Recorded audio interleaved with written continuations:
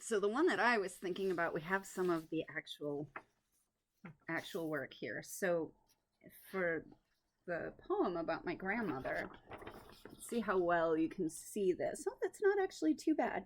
So this was the first draft of the image that is in the book. And the way we did this was, I'm a knitter, and so I picked up one of my knitting pieces and we took a picture of it so that Casey had something that she could look at and say, okay. So when we looked at it, I was like, wow, that's amazing. And it looks just like my hands because I have short, fat, stubby little fingers. I do. And that's exactly what they were. And actually, I also passed everything through my sister because nothing happens in my life without going through my sister.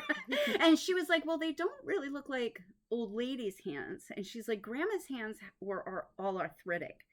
And I was like, oh, that's really a good point. And so I went back to Casey and I was like, Casey, so my hands look great, but can we get an old lady's hands? So how did you deal with that? Because then what she ended up with was this, which honestly almost made me cry because it looked just like my grandmother's hands. Like they were arthritic, they were wrinkly, they were skinny in the right places, and the nails were a little wonky. Like it was just perfect.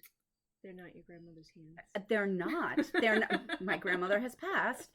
But that's why this was so special to me, because you made it feel like her. So what did you do to go from point A to point B? When I kind of know what I'm looking for, I look at multiple sources and try to pull that in, and yeah. So like your sources, sometimes you like Google old lady knitting? Maybe a little bit.